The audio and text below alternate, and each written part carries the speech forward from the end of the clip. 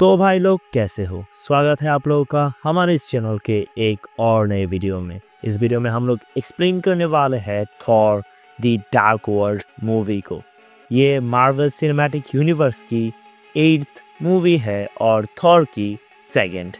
तो इस मूवी को समझने के लिए आप लोगों को पहले वो 7 मूवीज़ को देख के आना पड़ेगा, तभी आप लोग इस मूवी को सही तरीके से समझ पाएंगे। तो चलिए अब हम लोग चलते हैं इस मूवी के मेन स्टोरी लाइन की तरफ। तो इस मूवी की शुरुआत में हमें बहुत सालों पहले की कहानी दिखाई जाती है, जहाँ पर ओडिन के पिता बॉर और डार्क वर्ल्ड किंग मालिकेत के बीच एक फाइट सीक्वेंस दिखाया जाता है।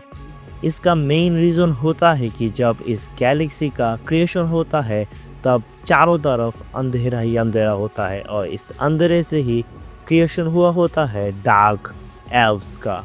लेकिन जब फिर रोशनी आती है गैलेक्सी में तब उन लोगों को इससे बहुत ज़्यादा दिक्कतें होती है, तो वो लोग सॉर्ड ऑफ आयरन नाम के एक प्लैनेट में रहने के लिए चले जाते हैं। लेकिन इन लोगों का मेन टारगेट होता है पूरे गैलेक्सी में फिर से अंधेरा करके गैलेक्सी के ऊपर राज करने का। इसके लिए मालिकेत ईथर नाम के पावरफुल वेपन को यूज़ करके इस गैलेक्सी को पहले जैसा करना चाहता था। लेकिन ये जितना आसान दिखता है वो उतना आसान होता नहीं, क्योंकि ईथर को यूज़ करने के लिए उन लोग को एक सही समय की ज़रूरत होती है। जब इस गैलेक्सी के सारे 9 रियल्म्स एक ही लाइन में आएंगे सिर्फ तभी ईथर को यूज़ किया जा सकता है। तो इसके लिए उसको कई हज़ारों साल वेट करना पड़ता है। तो फिर जब मालिकेत उस टाइम में ईथर को मुक्त करने जाते हैं तब ओडिन के पिता बॉर आके उसको रोक लेता है और ईथर को छीन के एक अनजान जगह में पत्थर के नीचे रख देता है। तो इससे सारे डार्क एल्व्स कमज़ोर हो जाते हैं और वो लोग वहाँ पर हार जाते हैं। तो फिर मालिकेत वहाँ से भाग जाता है और डीप स्लीप में चला जाता है। फिर कहानी आती है प्रेजेंट टाइम में, यानी 2013 में, जहाँ पर लोकी को बंदी अवस्था में ओडिन के सामने हाजिर किया जाता है। जो कि लोकी ने पृथ्वी के ऊपर अटैक किया था, तो इसके लिए ओडिन उसको आजीवन के लिए प्रिजन कर देते हैं। दूसरी तरफ थॉर अपने कुछ दोस्तों के साथ अपने ही एक दोस्त होगन जिसका घर वैनहाइम में है उसको बचाने के लिए वैनहाइम में जाते हैं, जो कि बायफॉस्ट टूट गया था। तो इसके लिए सारे 9 रियम को प्रोटेक्ट करने का काम एसगार्डियंस नहीं कर पा रहे थे बहुत समय से। लेकिन अब जब ये जो है बायफॉस्ट वो ठीक हो गया है तो अब थॉर और एसगार्डियंस फिर से उस काम में जुड़ गए हैं।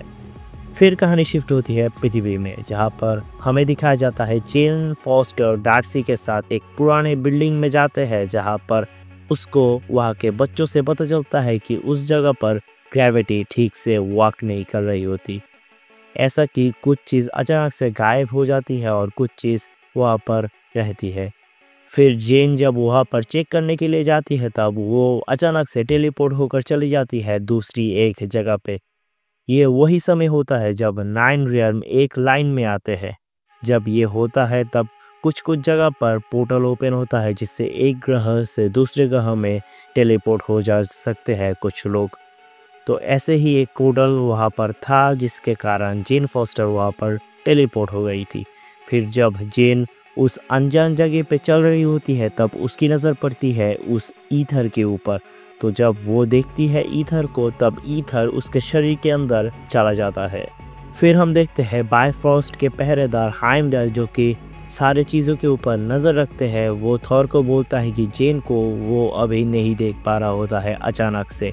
तो ये सुनकर थॉर जाते हैं जेन फॉस्टर को ढूंढने के लिए पृथ्वी में। इतने समय में जेन फॉस्टर वहाँ पर वापस आ गई होती हैं। डार्सी उसका रिपोर्ट पुलिस को जब देती है तो वो लोग फिर आते हैं जेन को ही अरेस्ट करने के लिए, क्योंकि वो लोगों ने बिना परमिशन के प्राइवेट प्रॉपर्टी में एंटर किया था।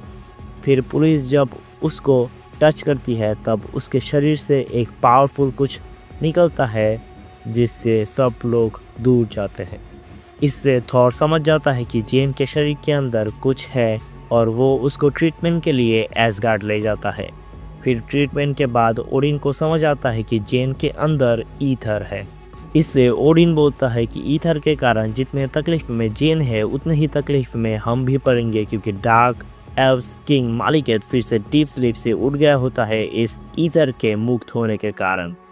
फिर डीप स्लीप से उठने के बाद मालिकेथ जाता है एसगार्ड के जेल में और वहाँ पर वो सारे कैदियों को मुक्त कर देता है, जिससे सब लोग उन कैदियों को रोकने के लिए जाते हैं। इसके फायदे में डार्क एल्व्स एंटर करते हैं एसगार्ड में। फिर जब मालिकेथ एंटर करता है तब उसको पता चलता है कि पूरा जो ईथर है वो जेन के अंदर है। तो वो जब जेन को मारने के लिए जाती है तब वहाँ पर थॉर और लोकी की माँ फ्रिगा अपने आप को सैक्रिफाइस कर देती है जेन को बचाने के लिए। फिर थॉर वहाँ पर आता है और अपनी माँ को वहाँ पर मरने की अवस्था में देख के वो गुस्से से उन दोनों के ऊपर अटैक कर देता है, जिससे वो दोनों भाग जाते हैं वहाँ से। थॉर को जो कि पता होता है कि ईथर के कारण वो लोग फिर से आएंगे, तो वो चाहता था कि वो खुद ही सॉर्ट ऑफ आई में जाके उसको ईथर के लालच दे के वहाँ पर वो मार देगा।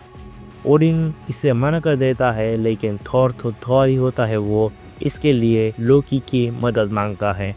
वो लोकी को बोलता है कि हमारी माँ मर चुकी है और उनके मृत्यु का बदला लेने के लिए हम जा रहे हैं। तो इससे लोकी भी राज़ी हो जाता है। फिर लोकी, थॉर और जेन और बाकी दोस्तों को साथ लेकर थॉर जाता है सॉर्ट ऑफ आई में। फिर वहाँ पर पहुँचने के बाद ही लोकी गद्दारी कर लेता है थॉर के साथ और वो थॉर का एक हाथ काट देता है। जेन फॉस्टर को मालिकेथ के हाथ सौंपकर लोकी बोलता है कि ये लो तुम्हारा गिफ्ट और मुझे देखना है एसगार्ड का डिस्ट्रक्शन। फिर हम देखते हैं जब मालिकेथ ईथर निकल रहे होते हैं जेन की बॉडी से, और जब वो पूरा निकल लेता है जेन की बॉडी से तब वहाँ पर हमें दिखाया जाता है एक ट्विस्ट। वहाँ पर थॉर अटैक कर देता है ईथर को डिस्ट्रॉय करने के लिए। असल में ये एक प्लान होता है लोकी और थॉर का, जिससे वो लोग ईथर को इजीली निकाल लेंगे जेन फॉस्टर की बॉडी से और वो लोग इसको डिस्ट्रॉय कर देंगे। लेकिन ईथर इतना ज़्यादा पावरफुल होता है कि उसको डिस्ट्रॉय करने का जो पावर है वो थॉर के पास भी नहीं होता। मालिकेथ अपने शरीर में ईथर लेके वहाँ से भाग जाता है।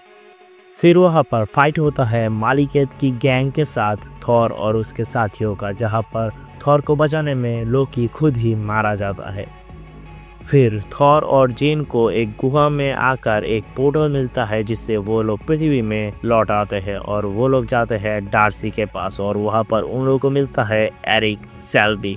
फिर एरिक सेल्बी से उन लोगों को पता चलता है कि जब 9 रियल्म एक लाइन पे आएंगे तब सबसे ज़्यादा प्रभाव पड़ेंगे पृथ्वी के ग्रीनविच नाम के एक शहर में। तो मालिकेथ अपना काम वहीं पर पूरा करेगा।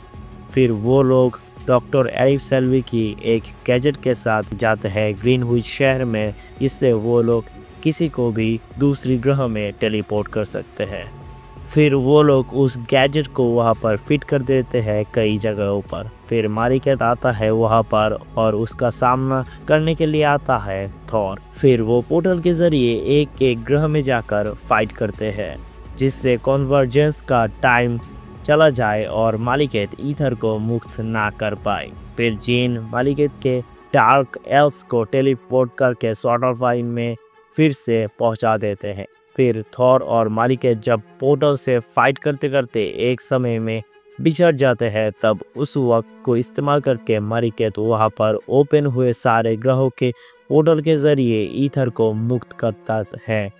लेकिन एट लास्ट थॉर आता है और डॉक्टर एरिक सेल्बी के उस गैजेट से हमला करता है उसके ऊपर और जेन फॉस्टर उसको सॉर्ट ऑफ आई में टेलीपोर्ट कर देती है। तो उसका काम होने से पहले ही रुक जाता है सब कुछ। फिर उसके एयरक्राफ्ट को भी टेलीपोर्ट किया जाता है उस ग्रह में और वो मालिकेथ के ऊपर गिर जाता है, तो इससे उसकी मौत हो जाती है। फिर हम देखते हैं कि जब सब ठीक हो जाता है थॉर लौट आता है एसगार्ड में और वहाँ पर वो माफ़ी मांगता है अपने पिता से और फिर ओडिन बोलता है कि उनको उसके ऊपर गर्व है और वो राजा बनने के लिए अब तैयार है पूरी तरीके से। लेकिन फिर से थॉर वहाँ पर बोलता है कि वो अभी भी इसके लिए तैयार नहीं है। लेकिन ट्विस्ट हमें फिर से दिखाया जाता है जब पहली बार की तरह इस बार भी ओडिन के रूप में होते हैं लोकी।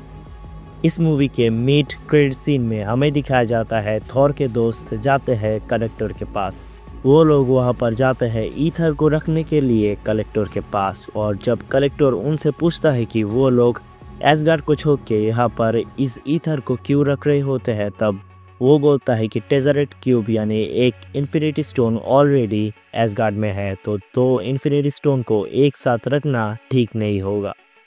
फिर एंड क्रेडिट सीन में हमें दिखाया जाता है थॉर आता है जेन से मिलने, और दूसरी तरफ एक तानव जो कि आ गया होता है पृथ्वी में उस थॉर और मारिगित के फाइट सीन के दौरान। तो इसी के साथ हमारी इस मूवी की कहानी ख़त्म होती है, और नेक्स्ट मूवी होगी captain America the winter soldier. तब तक के लिए बाय बाय।